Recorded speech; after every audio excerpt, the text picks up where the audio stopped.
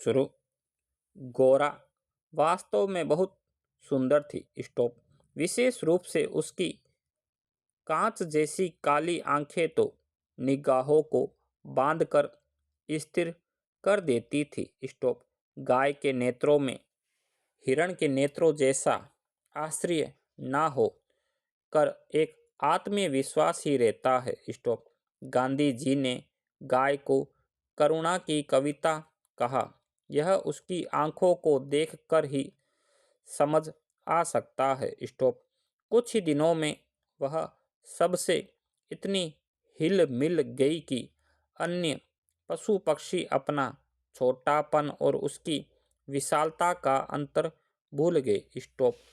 पक्षी उसकी पीठ और माथे पर बैठकर उसके कान और आंखें खुजलाने लगे। स्टॉप।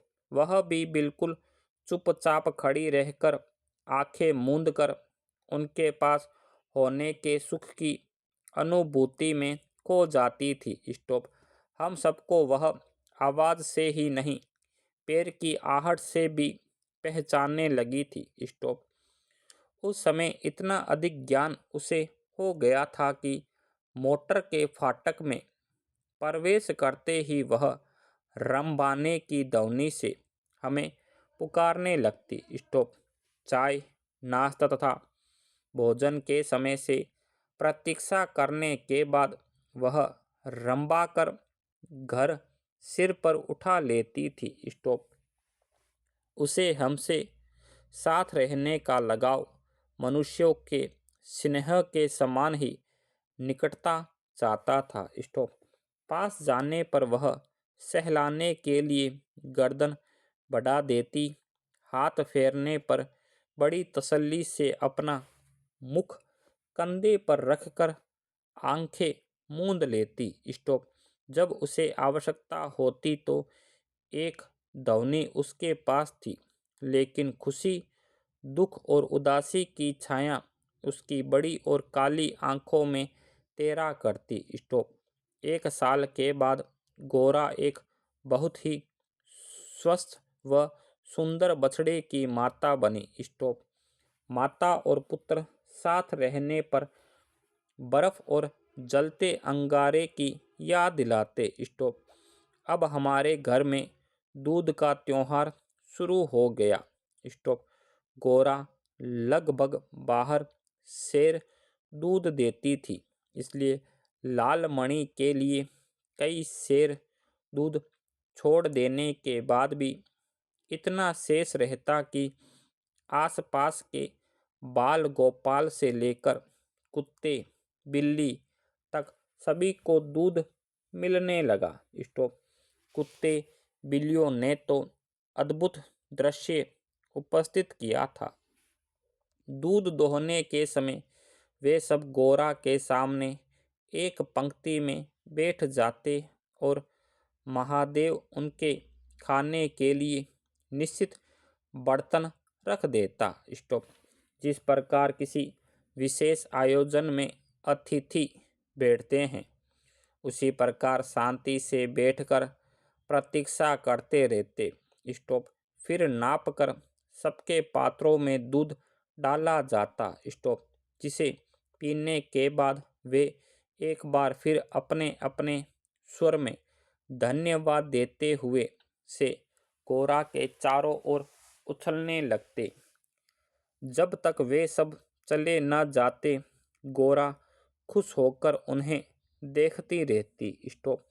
गोरा के दूध देने से पहले जो ग्वाला हमारे यहाँ दूध देने आता था, उसने आग्रह किया कि दूध दोहने के लिए उसे रख लिया जाए, तो ऐसा लगा कि हमारी समस्या हल हो गई। स्टॉप। 2-3 महीने के बाद गोरा ने दाना चारा खाना बिल्कुल कम कर दिया और वह धीरे धीरे कमजोर होने लगी। स्टॉप। चिंता के कारण मैंने चिकित्सकों को बुलाकर दिखाया। स्टॉप। वे कई दिनों तक बीमारी का कारण खोजते रहे। स्टॉप। कई प्रकार के परीक्षण करते रहे। स्टॉप। अंत में उन्होंने निर्णय दिया कि गाय को सुई खिलाई गई है। स्टॉप। जो उसके खून के साथ हृदय तक पहुंच गई है। स्टॉप।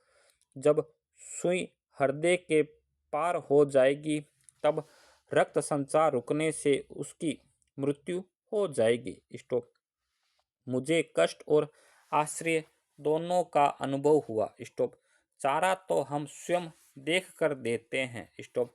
शायद उसी में सुई चली गई है। लेकिन चिकित्सक ने कहा यदि गाय चारे के साथ सुई खाती तो मुंह में ही छिद कर रह जाती। स्टॉप। गुड़ की डली के भीतर रखी सुई ही गले के नीचे उतर जाती है और खून में मिलकर हृदय में पहुंच सकती है। लेकिन बाद में एक कष्टदायक सत्य सामने आया। उसकी कल्पना भी परे थी। स्टॉप। अक्सर कुछ ग्वाले ऐसे घरों में जहां उनसे अधिक दूध लेते हैं गाय का आना सहन नहीं कर पाते। अवसर मिलते ही वे गुड़ में लपेटकर सुई खिलाकर उसकी असमय मृत्यु निश्चित कर देते हैं। स्टॉप। ग्वाला भाग गया इसलिए संदेह विश्वास में बदल गया। स्टॉप। वैसे उसकी उपस्थिति में भी किसी कानूनी कार्यवाही के लिए प्रमाण जुटाना असंभव था। स्टॉप। तब गोरा का मृत्यु से संघर्ष प्रारंभ हुआ जिसे याद करने मात्र से ही मन सिहर उठता। स्टॉप। चिकित्सकों ने कहा गाय को सेब का रस पिलाया जाए तो सुई पर कैल्शियम जमने की और उसके न चुभने की संभावना है। इसलिए कई सेर सेब का रस निकाला जाता और नली से गोरा को पिलाया जाता। शक्ति के लिए सुइयां लगाई जाती। स्टॉप। पशुओं को सुई लगाने के लिए सुए के समान बहुत लंबी और मोटी सुई तथा बड़ी बोतल भर दवा की जरूरत होती है। अतः वह सुई भी अपने आप में शल्य क्रिया जैसी यातनामय हो जाती थी। स्टॉप। पर गोरा बेहद शांति से बाहर और भीतर की चुभन की पीड़ा सहती रही। केवल कभी कभी उसकी सुंदर पर उदास आंखों के कानों में पानी की दो बूंदें झलकने लगती थी। अब वह उठ नहीं पाती थी परंतु मेरे पास पहुंचते ही उसकी आंखों में प्रसन्नता की छाया सी तैरने लगती थी। पास जाकर बैठने पर वह मेरे कंधे पर अपना मुख रख देती थी और अपनी खुरदरी जीभ से मेरी गर्दन चाटने लगती थी। स्टॉप। लालमणि बेचारे को तो अपनी माँ की व्याधि और निकट मृत्यु का पता भी नहीं था। उसे दूसरी गाय का दूध पिलाया जाता था। स्टॉप। जो उसे पसंद नहीं था। वह तो अपनी माँ का दूध पीना और उससे खेलना चाहता था।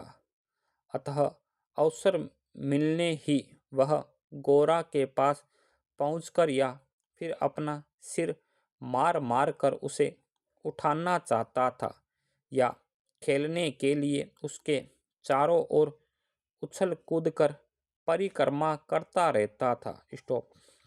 इतनी स्वस्थ सुंदर दूध सी उजली दूध देने वाली गाय अपने इतने सुंदर और चंचल बछड़े को छोड़कर किसी भी दिन मृत्यु को प्राप्त हो जाएगी ये सोचकर ही आंसू आ जाते थे। स्टॉप।